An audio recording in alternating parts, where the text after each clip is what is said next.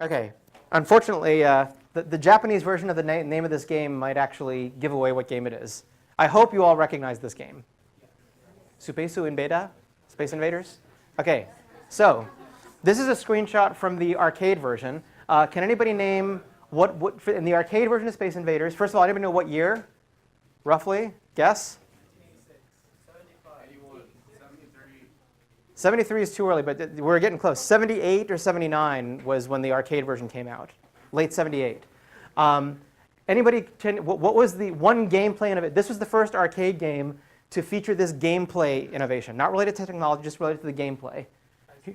High score. Who said that? Are you a video game guy, or are you just good? Okay, so yeah, this is the first arcade game where it kept track of the high score persistently across players. How about one technical innovation? This is also the first arcade video game to use a particular type of technology.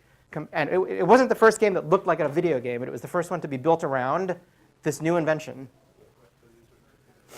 GUI? No. Oh, hell no.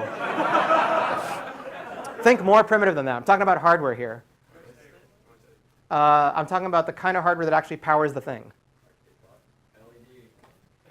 How do you think most games are written today? You sit down and you program them. They run on something that looks like a PC.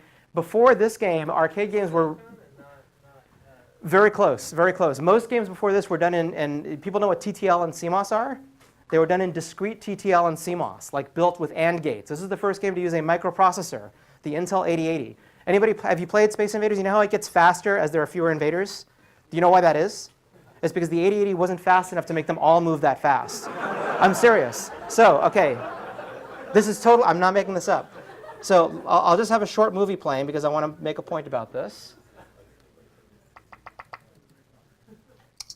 Okay, this is the Atari 2600 port of Space Invaders. This was the killer app for the Atari 2600. This came out in 1980, and people started buying Atari 2600s just so they could play this game.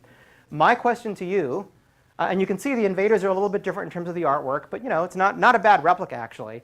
So my question is, who would like to estimate what is the size of the compiled binary that runs this program on the 2600? And no fair if you're like a 2600 retro history buff like I am, based on first principles. I'm going to lose here in a minute. I was doing this afternoon on my emulator. So how big is the code? Order of magnitude. Order of magnitude. Who says kilobytes? Okay, who says, let's get ranges of kilobytes. Less than 10K or more than, less than 10K? More than 10K. Okay, so we're less than 10K category. Less than 5K, more than 5K. Less than 5K. More than 5K. The answer is less than 4K.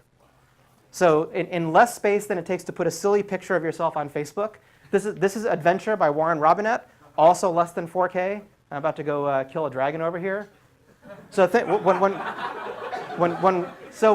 we'll do a full-on demo. Probably the pre-Thanksgiving lecture will be a hello world for the Atari 2600.